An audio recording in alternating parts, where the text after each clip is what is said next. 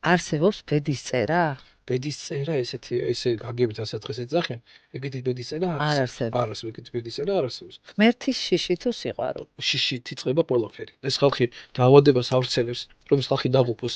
ეკლესია ამაზე ხმას იღებს და ამას რომ არა, ხალხმა მათ არ დაუჯეროთ, ესენი გატყუებენ ეს ცოდვა თქვენ მოკლავ და დაგაზიანი. სუძულებს ქონი ადამიანის მიმართ, რავი, ცუდის მისურვები ადამიანის მიმართ და ძალიან მაგ დროში, ძალიან მდგომარეობაში ხალხმა მე 20 წელზე მეტია მაგათაც აი არ შემიგინებდი, უცხო ჩემ ბაგიდან არ ამოსულა.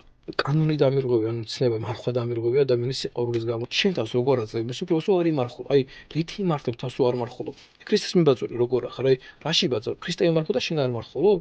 და მე ქრისტესა რო წარდგები, როგორ უნდა გამართლდე? სადაც ეს ხორცელი მდგომარეობა, სადაც ხორცია მარტო ჩართული და მარტო აი ამაზე ფიქრობს ადამიანი. მაგრამ ეგეც ხომ მნიშვნელოვანია მამაშალო. მნიშვნელოვანია, მაგრამ უფრო მნიშვნელოვანი არის სულიერი მდგომარეობა, ვიდრე ხორცი. რაღაც ეს ზღვარი უნდა არსებობდეს ცოლსა და ქმარს შორის. შვილებზე მეტად უნდა უყვარდეს თავისი ცოლი. კი, ნამდვილად ეგრე აქვს.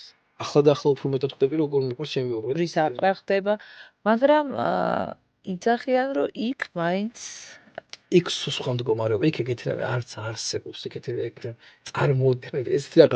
ეს არის აქ მიწაზე მოცემული, იქ ეგეთი რამე არ არის. ცოლი და ქმარი იქ სამი სამყაროში ესე არ არის.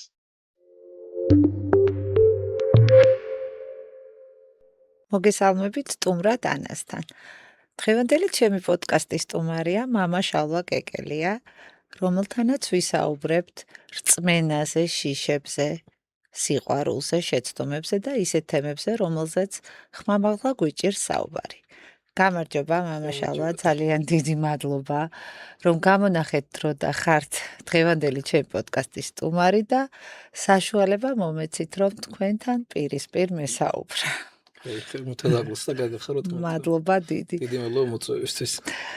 პირველ რიგში მინდა ვისაუბროთ რწმენაზე. ახალგაზრდა თაობასთან საუბრის დროს ისინი ამბობენ, რომ სჯერათ და სწამთ რაღაცის, მაგრამ არ იციან რისი. ეს არის ღმერთის ძიება თუ უბრალოდ რწმენის სურვილი მათი მხრიდან, რომელიც ჯერ კიდევ მათ ცნობიერში არ არის. რაც შეეხება რწმენას და რატო იწებენ ახალგაზრდები და საერთოდ ადამიანი რატო იწევს ღმერთს. ყველა ადამიანში არის ღვთისმოწმა, ჩვენ ყველანი ღვთის და განავართ დაბადება გაჩენილები. ადამიანს ამის ჯერა, არ ჯერა, წამს, არ წამს, ხო? ღვთის გარეშე არც ერთი ადამიანი ამ ქვეყანაზე არ დაბადებოდა და ვერ დაიბადებოდა. ეს სამყაროც ღვთისგან შექმნილი არის. და შინაგანად ადამიანი, რადგან ღვთის ხატება და მსგავსებად შექმნილი ადამიანი, შინაგანად ეს ყველა ადამიანმა იცის. შეიძლება ადამიანი ეწინააღმდეგებოდეს საკუთარ თავს, არ აღიარებდეს საკუთარ თავს მორწმუნეთან, არ აღიარებდეს ამ სარწმუნოებას, ან ღმერთსაც ედავებოდეს, ეკამათებოდეს ღმერთს, მაგრამ რატო იბრძვის ადამიანი ღმერთს, იმიტომ იცის რომ რაღაცაა და ამასთან აქვს ბრძოლა ადამიანს და ამ რწმენასთან ადამიანი რაღაცა შინაგან ბრძოლას აცხადებს. თან ეძებს ამას, იმიტომ რომ იცის რომ ღმერთის გარეშე ადამიანი ვერ შეძლებს ცხოვრებას, იმიტომ რომ ადამიანი ღვთის წიაღიდან არის ამ ქვეყანაში შემოყვანილი და საბოლოო ჯამში რაც დადგება ჩვენ ცხოვრება, ჩვენ ყველანი გარდავიცვალთ და ისე ამ წიაღს დაუბრუნდებით. მაგრამ ხანდახან ღმერთს რომ არ უწოდებენ, ანუ წამთ, მაგრამ არ იციან რისი. არ იციან ვინ არის და რა არის. ბევრჯერ ზოგმა იცის, მაგრამ მაინც არ უნდა რომ უწოდოს. ესეთ რაღაცებიც არის, რომ იცი რაც არის, მაგრამ არ გინდა რომ უწოდო, რატო არ უნდა რომ უწოდო? ეს ძალიან ბევრი შემთხვევა მქონდა ამის, გონია ამისა. აი თუ ამას დაიჯერებ ამ ყველაფერს და მიყვები ამას და შენ ცხოვრების წესი უნდა შეიცვალოს.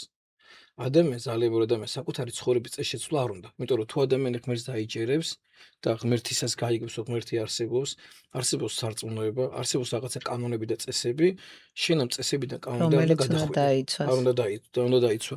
ეს ამის დაცვა ეწინააღმდეგება საკუთარ თავს.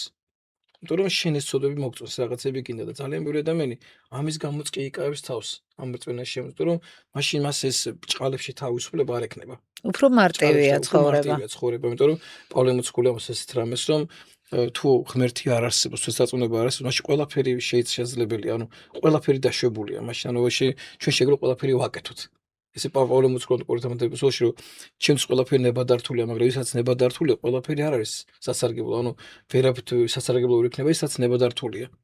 ის ჩვენ უნდა გავაკეთოთ რაც სწორია, რაც მე ღმერთთან სიმართლეს მომოპოვებინებს. ადამიანს ხშირად ამის ეშინია და ამას გაურბიან ადამიანები ამას აი ამ ძიებაში, როცა მიდიან ამ ძიებაში და თუ ამ ძიებისგან ადამიანს საკუთარი თავი წაიყვანა და როცა ამ სიმართლეს აღმოჩნდა ადამიანი, ძალიან ბევრი ადამიანის სიმართლე მერე გარბიან ისე. იმიტომ რომ ამ სიმართლეს თვალს ვერ უსწორებენ. როგორ მივიდნენ ღმერთამდე ახალგაზრდა თაობა და ზოგადად ადამიანები? უნდა ითხოვა, ნახე როგორ რაღაც თუ არ გჯერათ და თუ არ გინდა მის დაჯერება ძალიან რთულია. ნახე ღმერთი არის ყველგან და ყველაფერში. არ არსებობს ადგილსაც ღმერთი არ იყოს. კი, გეთანხმებით. საერთოდ არ არსებობს გავსი ადგილსაც ღმერთი არა, მაგრამ ნახე ადამიანს შენ უნდა გინდოდეს ღმერთთან. შენ უნდა თხოვ, მას რომ შენთან მინდა და თუ შენ დაიწყებ ღვთის ძიება, შენ ღმერთამდე უეჭველი მიხვალ. არ არსებობს რომ ყველა გზა ღმერთთან მიდის. აი ყველა გზა მონანეებაში საოცარი ბოლოს რა არის ის გზა, რომელსაც ტაძარში არ მიგვყავს. მაშინ რატო შეიქმნა ის გზა, რომელსაც ტაძარში არ მივყავართ? რა დანიშნულება აქვს იმ გზას? თუ ადამიანი ტაძრამდე ვერ მიხვედი, თუ საბოლოო საყრდენამდე, თუ დავსაყუდელთან არ მიხვედი, მაშინ აი თუნდაც აი ჩვენი ცხოვრების გზა, რომელსაც ახლა ჩვენ გავდივართ, ხო? აი რაღაცა გზას გავდივართ, თულ ჩვენდაგანი, ხო? ჩვენი ცხოვრების გზას, ხო?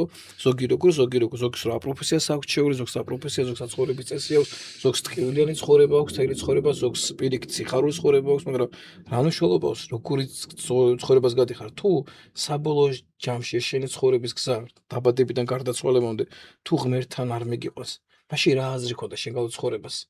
ყველა სხვადასხვა ცხოვრება გვაქვს. აქედან მებადება კითხვა, არსებობს ბედის წერა? ბედის წერა ესეთია, ესე გაგებით ასაწყისს ეძახიან, ეგეთი ბედის წერა არ არსებობს. ეგეთი ბედის წერა არ არსებობს. ანუ ყველაფერს ჩვენ მართავთ. იონე ოქროპიწმინდა ოქროპირი ამბობს ესეც საოცრად სიტყვის, რომ ყველა ადამიანი თავის ბედის მჭედელი არის თვითონ. ყველა ადამიანი საკუთარ ბედს თვითონ გამოჭედავს. ანუ ჩვენ ცხოვრების ბედს გამოჭედა ჩვენ და რას ნიშნავს ეს ყველაფერი? აი ძალიან ხშირად ახოლმე რომ მაგათად ადამიანს ბავშვობაში ძალიან ბევრი ტრავმა გადაუტანია, ხო? მშობლები ნარკომანები ყავდა, სახში ჩხუბი იყო, წივილი, კივილი, საშინელ დეპრესიაში გაზარდეს ბავშვი, საშინელ ბავშვობაში საშინელ ზიანი მიაყენეს მას, დაუზიანეს ცხოვრება და ძალიან ხშირად ადამიანები ეს ცხოვრებას რო გადიან, სულ ეს ლაპარაკობენ, მე იცი ეს ცხოვრება მოქვს გავრილი, ესეთი ცხოვრება გავიარე, რომ აი მე ამიტომ ვიქცევი ეს, გავიგეთ რომ ესეთი ცხოვრება გაიარე. კი, ეს რეალურად მოქმედებს ადამიანის ფსიქიკაზე. მოქმედებს, მაგრამ შენ შეგვიძლია დაასრულო და შენ თავდა დასრულე. გავიგე რომ ეს ცხოვრება განახე მე მაგათაც დავკარგე ხელი. დავკარგე მხედველობა, რას ვაკეთებ? უნდა ვილაპარაკო, ხელი არ მაქვს, რა კაი იყო, რომ ორი ხელი მქონდა, რა კაი იყო, ორი თვალი მქონდა. ესე იგი მე უნდა ვისწავლო ცალი თვალი ცხოვრება, კი. რადგან დავკარგე ეს თვალი და რადგან მე ცხოვრებაში ესე ტრაგედია, ეს რაღაცები გადავიტანე ამ ცხოვრებაში, ხო მე უნდა შევძლო რომ ეს ცხოვრება დავიწყო თავიდან. ანუ ვისწავლო ცალი თვალი ცხოვრება, ვისწავლო ცალი ხელი ცხოვრება, ვისწავლო ფეხები დავკარგე, ვისწავლო ფეხის გარეშე ცხოვრება და მაგის ამდენი მაგალითი ადამიანს თავიდანაც არ ქონდა ფეხი, მაგრამ ყველანაირი მას მიაღწევს ცხოვრებაში და ყველაფერი შედეგი დადეს და ეგეთი ადამიანები უფრო მოტივირებულები არიან და სულიერად მაღლები. როგორც ეს ხორცელი ტრავმა, ესეთივე სულიერი ტრავმაც. კი, გასაგებია რომ შენ ეს სულიერი ტრავმა გადაიტანე, მაგრამ ხო შეგეში სადღაც დაასრულდეს ყველაფერი დაიწყო, მაგრამ ნახე ადამიანები ხშირად ამით თავს იმართლებენ ხოლმე, რომ იცი ეს ცხოვრება გავიარე და აი მეცი რა ღმერთმა ამდენი ტკივილი მომაყენეს, ღმერთი არ მჭირდება. იმდენჯერ მატკინა ღმერთმა, მე ღმერთი არ მინდა. აი ბევრი ვერ ღმერთს აბრალებს ამას და ღმერთს აბრალებენ ამას და ჩამდენი უბედურება ხდება დედამიწაზე და ღმერთი სად არის, რატო ხდება ეგეთი რაღაცები და მე ამიტომ ან დიდი ტრაგედია როცა შეემთხვა. ეს ტრაგედია შემთხვევა. მე რო მსგავსი რამე არ შემთხვევა და მე ეგეთი არ ვიქნებოდი. და ადამიანები თავს იმართლებს, იმიტომ რომ არ უნდა საკუთარ თავთან მუშაობა, არ უნდა საკუთარი თავის გამოსწორება და ეს ούτε ეკლესია არის ადგილი, სადაც ადამიანებს ამას ასწავლია. როგორ უნდა გაიმარჯვონ ადამიანებმა საკუთარ თავზე და როგორ უნდა მოიპოვონ ნამდვილი რეალური თავისუფლება ადამიანს. როგორ უნდა შეძლოს ამას მოპოვება? იმიტომ რომ თავისუფლება არის არა ის იკეთებაც გვინდა, თავისუფლება არის ის, რაც სწორია იმის კეთება და შეიძლება ის რაც თავისუფლება არის, შეიძლება იმის კეთება, რაც არ გვინდოდეს. აი მორწმუნე და რელიგიურ ადამიანებს შორის დიფერენცირება მაინტერესებს მამაშალა. მნიშვნელოვანი კითხვა, ეგეც ძალიან ხშირად ვისაუბრე ამ თავს დაკავშირებით და ძალიან მნიშვნელოვანი ხე მორწმუნე ადამიანი დედამიწაზე არის ძალიან ბევრი. აფუსო რელიგიური ადამიანი არის დედამიწაზე ძალიან ბევრი ადამიანები, რელიგიური ადამიანები არიან ძალიან ბევრი დედამიწაზე, მაგრამ მორწმუნე ადამიანი არის ძალიან ცოტა. ძალიან ცოტა მორწმუნე ადამიანი. რელიგიურმა ადამიანებმა მაცხოვარი გააკრეს ჯვარს. რელიგიურმა ადამიანებმა, რელიგიის მიზეზით, მოტივით მაცხოვარი ჯვარზე გააკრეს რელიგიურმა ადამიანებმა. ანუ გამოუტანეს განაჩენი მღვდელმთავრებმა, წიგნობრებმა და ვინც რჯული იცოდა, მათ მაცხოვარს განაჩენი გამოუტანეს და მათ მაცხოვარი ჯვარზე გააკრეს რელიგიურმა ადამიანებმა. მაგრამ მორწმუნე ადამიანი ამას არასოდეს არ ჩაით გამორიცხულია, იმიტომ რომ რელიგიური მიზეზებით ხდებოდა ძალიან ბევრი ომები, ძალიან ბევრი დაპირისპირება, რელიგიური ფანატიზმი არსებობს ძალიან მძიმე და საშინელება რელიგიური ფანატიზმი, მაგრამ ნახე მორწმუნე ადამიანი ვერასოდეს თქვენ ზიანს ვერ მოგაყ რელიგიურმა ადამიანმა შეიძლება თქვენ იმის გამო რომ თქვენ სხვა შეხედულობა გამის გამო შეიძლება თქვენ მოგიწულოს თქვენს თქვენ საუბარი არ ინდომოს თქვენ არაფერი არ ინდომოს თქვენ მორწმუნეა და რელიგიური და შენ არა ხარ რელიგიური ამიტომ შენ ურთიერთობა შეიძლება არ ინდომოს ესეთი არიან მხოლოდ რელიგიური ადამიანები რწმენის გარეშე მაგრამ მორწმუნე ადამიანი ვერასოდეს ვერ იქნება რელიგიურობის გარეშე მორწმუნე ადამიანს ეს რელიგიურიცა აუცილებლად ყველა რელიგიური მორწმუნე შეიძლება არ იყოს მაგრამ მორწმუნე ადამიანი ყველა რელიგიურიცა მარტო მორწმუნე ვერ იქნება მორწმუნე ადამიანი არის რელიგიური ადამიანიც და მორწმუნე ადამიანი არასოდეს არავის ჯვარზე არ გააკრავს არავის ცხოვრებას არ გაარჩევს თავის რწმენა იცის ის ამ რწმენას თელი არსებით იცავს ის თავის რელიგიასაც თელი არსებით იცავს მაგრამ ეკლესიაში ვერ დადის თქვა ეკლესიურად ვერ ცხოვრობს ვერ იქნება ნახე აი ვერ იქნება თუ ადამიანი მორწმუნეა მორწმუნე ნამდვილ მორწმუნეზე ვიძახი თუ ადამიანი მორწმუნეა ის საოცრად ექნება რელიგიო და რელიგიო გამორიცხულია ნახე ეს არის ცილედ მორწმუნეობა რასაც ეკლესიაში არ დადის იმიტომ რომ არ ესმის ნახე თუ ის მორწმუნეა ვერ იქნება ეკლესიის გარეშე ვერ იქნება ზიარების გარეშე ვერ იქნება აღსარების გარეშე როგორ შეიძლება ცალკე მორწმუნე იყო აი ცალკე სადღაც შემდის წამს ვიძახი და ჩემი საუბრები მაქვს თქვათ ღმერთთან ეს ძალიან ხშირად გამიგია ეს და ვერ დავდივარ ეკლესიაში. ეგეც დიდი პრობლემაა, ეგეც, იმიტომ რომ ჩვენი საუბრები ღმერთთან ჩვენ შეიძლება ყოველთვის გქონდეს და ისედაც ყოველთვის საუბრობთ ჩვენ ღმერთთან და ნებისმიერი ჩვენი საუბარი ღმერთთან საუბარია, ჩვენი ცუდი საქციე და ჩვენი კარი საქციე. ანუ ჩვენი საუბრებით ყოველთვის ღმერთს ვესაუბრებით. აი ჩვენი კეთდა მეგმართად მე თქვენ რაღაცა კეთი რაღაცას გირჩი. მე ამით ღმერთს ვესაუბრები. როცა თქვენ სიკეთეზე გელაპარაკები და მინდა რომ თქვენ სიკეთეზე წაგიყვანთ, ამით მე თქვენთან როცა თქვენ გესაუბრები, თქვენთან საუბრის მე თან ღმერთსაც ვესაუბრები. მე რო თქვენ ბოროტებას გიკეთებთ, ან ცუც გიკეთებთ, ამითაც ღმერთს ვესაუბრები. ანუ მე ჩემ ღვთისხატებას მსგავსებას ვარღვევ ჩემში და თქვენ სიმართლე ბოროტებას უც გამოხატ. ამითაც ღმერთს ვესაუბრებით. ჩვენ ღმერთს ველაპარაკებით და ვესაუბრებით, მაგრამ უბრალოდ ეს რელიგიურობა ძალიან მნიშვნელოვანია. ძალიან უზრუნველყოფს ეკლესიის გარეშე ადამიანის გადარჩენა არის წარმოუდგენელი, როგორც ქრისტე ამბობს ამას, იმიტომ რომ ქრისტე ამბობს მე ვარ გზა, თუ ოღონდ ამას ვესაუბრებ ადამიანებს, ვისაც ამიჯერა ქრისტეს, ნახე, ვისაც სახარება იჯერა, სახარებაში პირდაპირ წერია, სიტყვასიტყვად ქრისტე ამბობს ამას, რომ მე ვარ გზა, მე ვარ ჭეშმარიტება. ჩემს გარეშე თქვენ ამასთან ვერ მივხართ. ჩემ გარეშე ამას თქვენ ვერ გააკეთებთ. მე ვარ თავისუფლება. მოდი ჩემთან მაშვალ და წიწვიმენი და მე განთავისუფლებ თქვენ. მე მოგანიჭებთ ნამდვილ თავისუფლებას. ანუ თუ გინდა თქვენ რომ ჩემთან იყოთ, მათ ჩემთან უნდა მოხვიდეთ. ჩემს გარეშე ამას ვერ შეძლებ, რომ ქრისტიან მხსნელი, ქრისტიან მესია, ქრისტე გადარჩენა. და ამიტომ ძალიან წარმოუდგენ ხა შენ თუ ნამდვილად ჭეშმარიტად მორწმუნე ხარ, შენ ქრისტეს გარეშე ვერ იქნები და ეკლესიის გარეშე ვერ იქნები. გამორიცხული რო იყო ეს უბრალოდ ეგეც თავის მართლებაა რაღაცა, იმიტომ რომ ეკლესიაში რო შემოხვალ, ეკლესია თავის რაღაცებს გთხოვს. აი ცუდი შედარება, მაგრამ აი მარტივად რო აღხსნათ, უბრალოდ მარტივად შედარება იყო, მაგათ ადამიანი ხა გახდა ჯარისკაცი და ჯარისკაცობა უნდა სამხედროში უნდა იყოს, ჯარში უნდა იყოს. იმას თავის დისციპლინა მოეთხოვება. ხა თუ ჯარში გინდა ყოფნა, მაშინ ის ჯარისკაცობა სხვა იმას ფორმის ჩაცმას ითხოვს. ფორმა უნდა ჩაიცვა, იქ ამოდამდოს გაღვიძებას ითხოვს, იქ ისე აი თავის წესრიგი აქვს. თუ გინდა სპორტსმენი გახდე, იმას თავისი წესრიგი აქვს, თავისი რაღაცა. ხა მე თუ მინდა რომ ქრისტესთან ვიყო, იმას ბუნებრივად რაღაცებიც მოყვება, ხო? ჩემ გემოზე ვერ ვიქნები, ანუ მე იმ წესრიგს უნდა დავემორჩილო. თუ მინდა რომ ვიყო მაგათად ჯარისკაცი, თუ მინდა ვიყო ექიმი, თუ მინდა ვიყო პედაგოგი, მაშინ უნდა შევისწავლო საგანი. თუ მინდა ვიყო მათემატიკოსი, მათემატიკა უნდა ვისწავლო.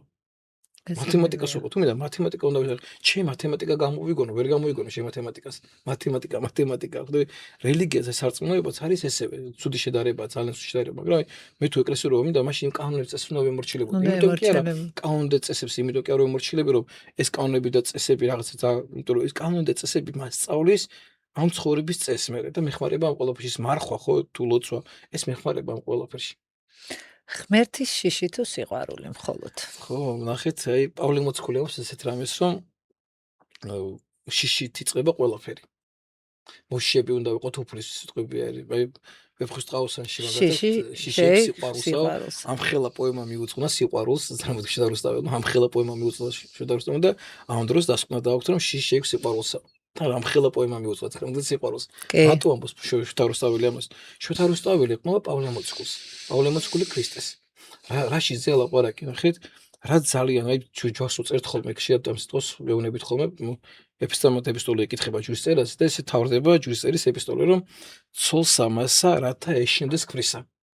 ამით ვარდება ეპისტოლე ჯვრის წერის მე გოგოები მიყვარები ხო პირი რატომ და მეშოდი ჩემი ქვრის. ეგ პირდაპირ შედარება. ეს წერია ხო აი შიში ცოლსა ეშინდეს ქვრისა. პირდაპირ პავლე მოციქული უნება ამას სოლფრი ჯვრის წერის სამოციქულის წერია და ბუნებრივად რატო უნდა გქონდეს შიში შენი მეუღლე საშიზე ლაპარაკი. ნახე რა შეიძლება ლაპარაკი. რა ძალიან გიყვარს იმის დაკარგვი ძალიან გეშინია. ძალიან შიში უფრო ის რასაც ძალიან შეიყვარებ მე იმის დაკარგვი გეშინია და რაც არ გიყვარს იმას მარტივად თმობ. იმიტომ რომ როცა ჭეშმარიტი და ნამდვილი სიყვარული არ არის იმას მე მარტივად ელებ. ამიტომაც ძალიან მარტივად ინგრევა ოჯახები, ძალიან მარტივად მეგობრებს თმობენ. როგორც კი რაღაცა პრობლემა დადგება, იმ თვე ერთმანეთს კარგავენ, მეგობრები, ბავშვობის მეგობრები, ახლობლები, იმიტომ რომ ის სიყვარული გულწრფელი და ნამდვილი რო არ არის და დაკარგვი შიში ვარ აქვს ერთმანეთს. ძალიან მარტივად შეუძლია ერთმანეთი დაკარგონ. ერთმანეთი მიატოვონ. ერთმანეთზე უარი თქვა. აი ამ შიშზეა ლაპარაკი, ნახე შიშია მთავარი, იმიტომ რომ ამ შიშიდან იწყება მე ნამდვილი და ჭეშმარიტი სიყვარული. თუ ეს დაკარგვის შიშიდან ხო და თუ ჯერ ეს მდგომარეობა არ აქვს, იმ ნამდვილ ჭეშმარიტ სიყვარულს ვერ მიხვალ ვერასოდეს. თუ იქამდე მისვლა გინდა, ჯერ ეს უნდა კონდეს. იმიტომ რაღაცა ყველაფერს აქვს თავისი ეტაპი. რაღაცა უნდა გადალახო რომ იქამდე მიხვიდე. თუ გინდათ რომ მე-10 სართულზე ახვიდეთ, აუცილებლად გაიაროთ პირველი სართული, მეორე, მესამე და მე-10 სართულზე ვერ მოხვდებით. უნდა გაიარო სართულები და ეს უნდა გაიარო. ესე არის ამ ურთიერთობაში. მე დგებათ რომ როცა ეს შიში საერთოდ არ აქვს სიყვარული ღმერთთან ურთიერთობაში, რომ ღმერთი წყურია და მის გარეშე აღარ შეგიძლია. ანუ ის კი არ აქვს ღმერთი დაკარგო კი არ აქვს. არის დგებათ რაღაც პერიოდი, მე უკვე ღვთისმაღლით, როცა უკვე იზრდები ამ წმენაში და ღმერთთან ურთიერთობაში, რომ დაკარგვის შიშის გამო კი არ აკეთებ, ანუ და ცოდვა, ანუ უკვე ცოდო მოძულებული ყავს. აი უკვე აი სიყვარული ხო? ადრე ცოდვასთან იბრძვი და მუშაობ რომ ცოდვასზე გაიმარჯვო და არ გინდა ცოდვა შეგეხოს. იმიტომ რომ ამით იცი რომ ღმერთს დაკარგავ, მაგრამ მე დგება პერიოდი ისეთი რო იწყება, როცა ეს ცოდვა აი გძულს, აი მოიწულებ ამ ცოდვას, აი მოძულებული ყავს ცოდვა და იმდანად ეტრფი ღმერთს რომ ხოდ მასში გინდა ყოფობა და მასში გინდა და მასში ხარ, აი თელი არის, აი შიში კი არ აქვს, უბრალოდ მის გარეშე აღარ შეგიძლია ცხოვრება. და მასში ხარ უკვე, ანუ ღმერთი შენშია და შენ ღმერთში ხარ, როგორც აი პავლე მოციქული ამბობს, საოცარ ამისამოს პავლე მოციქული არღარო არ მეცოცხალე, არამედ ჩემში ცოცხლობს ქრისტე, ანუ მე არა ვარ, ანუ ჩემ თავში ბოლომდე ქრისტე გაცოცხლდა, ანუ მე ქრისტესთი ცოცხლობ, მე ჩემში ქრისტე არის თელი არსებით და ანუ ადამიანებს ექცევა ის როგორც ქრისტე მოექცეოდა ადამიანებს უკვე, იმიტომ რომ მასში ქრისტე გააცოცხლა საკუთარ თავში. და ამ ეტაპამდე ადამიანს ალბათ ძალიან დიდი დრო ჭირდება და შრომა რომ აქამდე ადამიანი მივიდეს. ყველაზე ხშირად მოსმენილი სინანული აღსარებაში რა არის მამაშა? ეს ყველაზე ესე ვერ იტყვი, იმიტომ რომ ხა ყველაზე ხშირად ადამიანებს უამრავი ცოდვა ისეთი რაც ადამიანს ძალიან აზიანებს და გოპავს და სპობს. პირველ რიგში ჩემი აზრით ყველაზე მძიმე ცოდვა არის რომ ადამიანებს გვაქვს ერთმანეთის გაუტანლობა, უსიყვარულობა, ბოღმა, შური, ეს ძალიან ანგრევს ადამიანს ეს ყველაფერი და მე იქიდან მოდის უკვე მე ყველაფერი და ყველაზე მძიმე მდგომარეობა არის საკუთარ თავს შეყვარებულობა. მე ეგოიზმი რაც ამპარტავნება და ეგოიზმი. მე რაც აი ყველა ცოდვის საწინდარია ეგოიზმი და ყველაფერს აი ყველაფერს პოს და ყველაფერს ანადგურებს. არა და ქრისტიანობის ფორმულაა რომ უარყავ თავისთვის აღეჯვარ და შემომიდექ მე ადამიანმა უნდა შეძლო საკუთარი თავის უარყოფა სხვისთვის. რაც გააკეთა ქრისტემ ჩვენთვის. და მე ეს ყველაფერი მოახერხა, რაც ძალიან რთული პროცესია, ამ ყველაფერს კეთება ძალიან, მაგრამ მისაღწევი პროცესი არის ეს. უმძიმესი ცოდვები, აი რომლის დროსაც რაღაცნაირად შინაგანი განცდა გქონდათ, რომ აღსარების ჩაბარება არ გინდოდათ. ყოფილა ეგეთი? აი მადლობა, აი ცოდვები ღვთის არ ვიცი, მადლობა ღმერთს, აი ყველაფრისთვის და არ მიცხოვრი ახლა ისე რომ რაღაც არა, სხვისგან შემიძლია თუნდაც სხვაზეც არ უშუალობა ხო თქვენ როცა იბარებთ აღსარებას. ადრე მქონდა ეგ განცდა რომ რაღაც იყო ცოდვები რომლის ჩაბარებაც არ უნდა რომ ისეთ ხალხი ჩემთან მოსულიყო. იყო ესე ცოდვები და ორი ცოდვა იყო ყველაზე მეტად ალბათ პედოფილია და მამათან. ხო ეს ორი ცოდვა იყო, რითაც იმიტომ რომ მოძღვრობა როგორ რამე ეცე სულიერ შვილს და მოძღვის ურთიერთობა, როცა შენთან სულიერ შვილია, შენს თელი არსება უნდა გიყვარდეს, უნდა შეგეძლოს მასე ზრუნვა, შენი ნაწილი უნდა გახდეს ადამიანი, შენი ცხოვრების ნაწილი და ვერ წარმოვიდგენ რომ ესეთი ადამიანები ჩემი ცხოვრების ნაწილი გახდებოდა როდესმე და შევძლებდი ამ ადამიანთან ურთიერთობას. ვერ უშვედა ჩემი გონება ამას არ ვიცი რატომ, მაგრამ ვერ უშვედა არც ესეთი ქრისტიანი ვიყავი ალბათ არც მომზადებული რომ ადამიანი ყველა ცოდით მივიყო და ღმერთმა ესე დაუშვა რომ პირველივე ცოდვაზე ისეთი ძალიან მძიმე ცოდვით მოვიდა ადამიანი ჩემთან პირველივე აღსარებელი. და როგორ შეძელით ეს?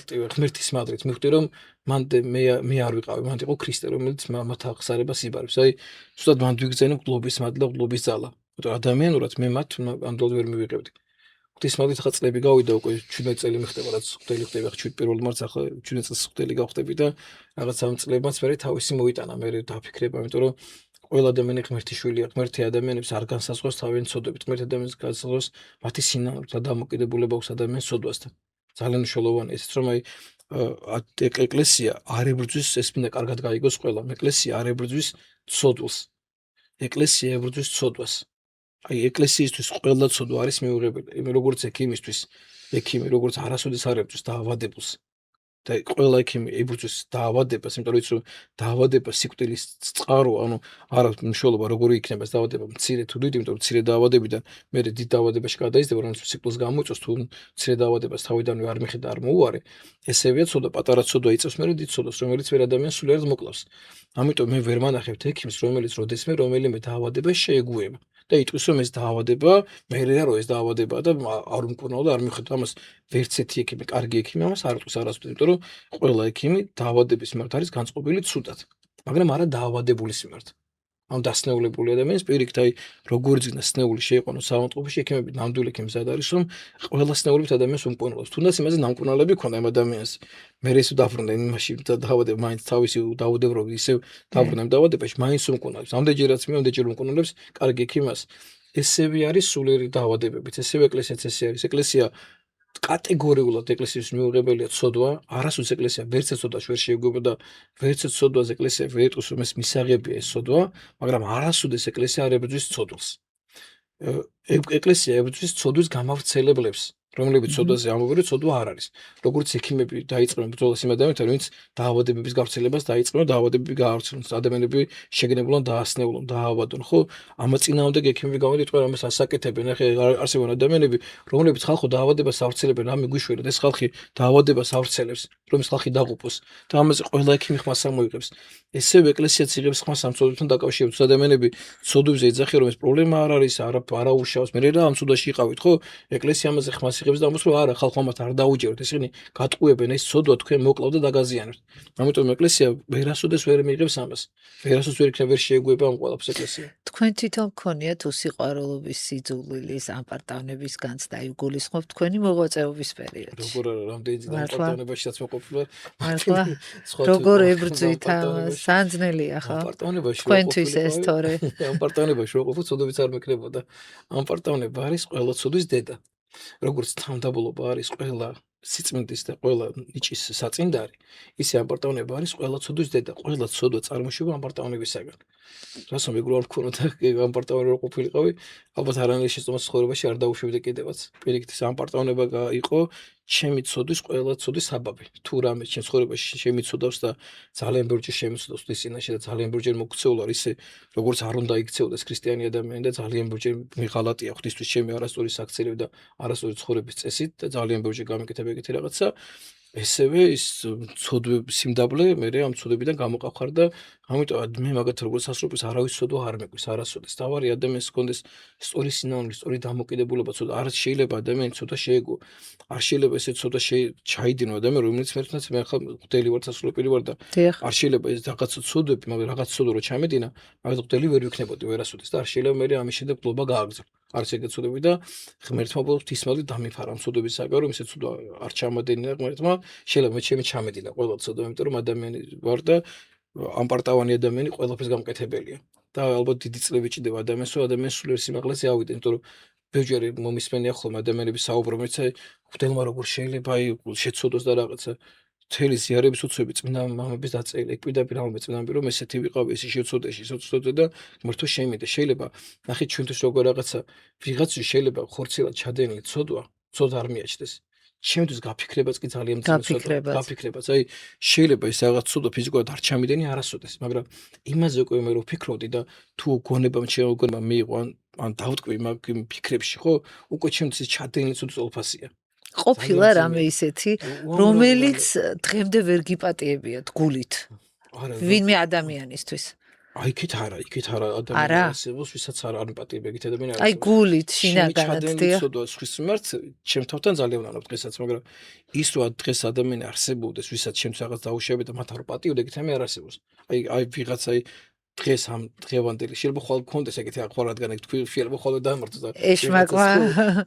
მაგრამ დღეს აი ერთი ადამიანიც არ არსებობს ვის მიმართაც შეიძლება რაღაცა მის აქციელი არ მომწონდეს დღესაც და აი მის ამ აქციელს არ ვაღიარებდი და მომდრო მის აქციელს არასწორია თორემ უსიყვარულობა აი ამტეც ეს არის შენზე დამოკიდებული ადამიანი რო არ გიყვარს ეს არის შენი პრობლემა მათი აქციელის ბრალი კი არ არის ეს არის შენი პრობლემა ვიღაცა რო არ გიყვარს შენშია უსიყვარულობა როგორ შეიძლება შენ ადამიანი არ გიყვარდეს. საიდან მოდის ეს უსიყვარულობა, მამაშალო? ეს მოდის შინაგანის ბოროტებისგან. აი, ჩემში შინაგანში როცა ის არასრულყოფილება და ძალიან სიმძიმეა, იქიდან გამომდინარე მაქვს ეს რაღაცები მქონდა, სუძულიც მქონი ადამიანის მიმართ, რავი, ცუდის მისურვები ადამიანის მიმართ და ძალიან მაგდროებში, ძალიან მდგომარეობაში ხარ, მაგათაც მე 20 წელზე მეტია, მაგათაც აი არ შემიგინებია, ბილწვა ჩემ ბაგიდან არ ამოსულა.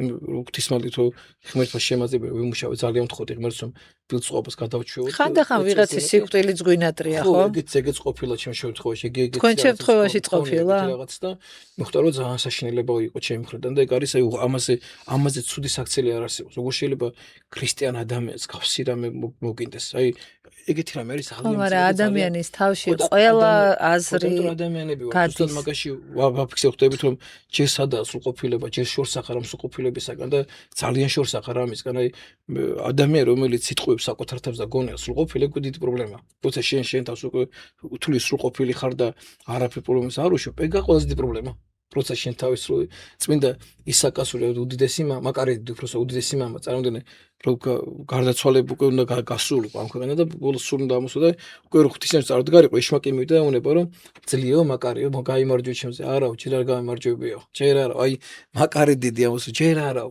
აი რო გარდავიცვებ და ამოვა ჩემი სულ და სხვა გაიყოფა ერთმანეს თუ მე მიხვდები რომ გავიმარჯვე მანამდე არ მგონია რომ გავიმარჯვო შენზე მანამდე ვერა ქრისტეს თანაც აი პავლე მოციქული ამბობს მე ყველაფერი შემიძლია ჩემს გამაძლებელ ქრისტეში ქრისტეს გარეშე მე არაფერი არ შემიძლია როგორც კი ქრისტეს გაშორდები იქვე ცოდვა არის იქვე ის არის აი როგორც კი შენ თავს წამოწევ წინ იმ წუთში ეწყება ეს ყველაზე დიდი პრობლემები რაც შენ მე ძალიან გაზიანოს როგორც ადამიანს ამიტომ ადამიანს სულ ამაზე უნდა იმუშაო და უნდა ხვდებოდი დაცნობიერებდა იმას ადამიანი რომ აი რაღაცა შენი ცხოვრება უნდა წარმართო ღვთის ადიდებლად და სწორად წარმართო და უნდა იცოდე რომ არ არსებობს ცოდვა რომელიც ჩამდენით შენ არ იყო და ღმერთი მე დაგეხმარება რომ ეს ცოდვები არ ჩაგადეინოს როცა იცი რომ შეიძლება დავავადე და დასნეულდა ცოდვებით მამაშალა ყოფილ ხართ თუ არა ესეთი არჩევანის წინაშე ერთ მხარეს დგას ეკლესია და საეკლესიო წამსი და მეორე მხარეს დგას ადამიანი ან რამე გარემოება რომლის გადარჩენაც ითხოვს წამსის დარღვევას ნახეთ აი წამსის დარღვევას ღმერთი ჩვენგან არ ითხოვს საერთოდ ღმერთი არა იმ ადამიანის მდგომარეობა ეგ ნახე ეგ არ დგება არასოდეს იმიტომ რომ ეკლესია პირდაპირ გაიძულებს და სახარებაში წერია პირდაპირ რომ 99 ცხვარი რო ყავსო და ერთ ცხვარი დაკარგეო დატოვის 99 ცხვარი და წადეს ერთი მოიპოვო სახარებაში კი წერია ეს ანუ შენამით შენ წამზე ვარს არა როცა იმ ადამიანის გადარჩენაზე დგება საქმე აი მაგათაც აი ყოფილა ეგეთი შემთხვევა მქონია ერთხელ ეგეთი შემთხვევა მქონდა რომ ერთ-ერთი მეძავი ქალი იყო რომელიც ჩვენთან მოვიდა ხსარებებზე დიახ ძალიან მძიმე ცხოვრების წესს ცხოვრობდა ეს ადამიანი და იმ უბანში ყველა მის რომ ეს ადამიანი იყო მეძავი და თან სახში აყავდა ეს ადამიანები თავისთან და ძალიან მძიმე ცხოვრების ცხოვრობდა მოგდეს ეს ხალბატონი და რაღაცა გადაწყვეტილება ისე დეცხოვა დიდი მარხვა მართლა ეს შეენახა რა თელი არსებით დაანება ამ არაწმინდა ცხოვრებას თავი და ის დიდი მარხვა რაღაცა ყველა ცუდაზე უარი თქვა რაღაცა ისე და აღდგომას ვაზიარეთ ეს ხალბატონი მე ისე ვაერი ამ ადამიანს ცხოვრება და ერთხელ მირეკავს და მეუბნება რომ მამო თავის მოკლას ვაპირებ უკვე ვეღარ პატიობა ჩემ თავს ვერაფერს საშინელ მდგომარეობაში ვარ აი თავი სადავარ თავი აღარ მინდა ცხოვრება ძალიან დავზიანდი უკვე და ვესაღდანაც ვერ გამოვდივარ ავედი და ამ ადამიანთან სახში მივედი არ მიფიქრე იმაზე მეზობლები რა ისწოდნენ ჩემზე ვირას იტყო და ვირას და მივედი სახში მე სხვა მდგომარეობაში მაგ სახში არ ვასულიყავი ვესაუბრეთ 1 საათი ვისაუბრეთ მე და დღეს ადამიანი არის 3 შვილის დედა და მის ცხოვრება თავიდან უნდა შეიცვალო. მე რო იქ რომ მეფიქრე იმაზე რომ ახლა ანუ მე შექმნა ოჯახი, მის ცხოვრება დაალაგდა, დამშვიდა, მე დაიწყო ეკლესიური ცხოვრება, ამ ყველაფერზე უარი თქვა, დაიწყო წმინდა ცხოვრება და დღეს არის აი საოცარი ადამიანი. საოცარი მეოჯახი და საოცარ ცხოვრს. ცხოვრება ყველა შეიძლება იყოს, ჩვენ ადამიანებს ესე არ უნდა უყურებდეთ. არის რაღაცეები, სადაც შენ ადამიანების აზრი არ უნდა გაითვალისწინო. და ღვთის აზრი უკვე აი ამ შემთხვევაში ეს ირღვევა არა ეკლესიის სწავლება კი არ იყო, ადამიანების შეხედულება ირღვევა შენს მიმართ.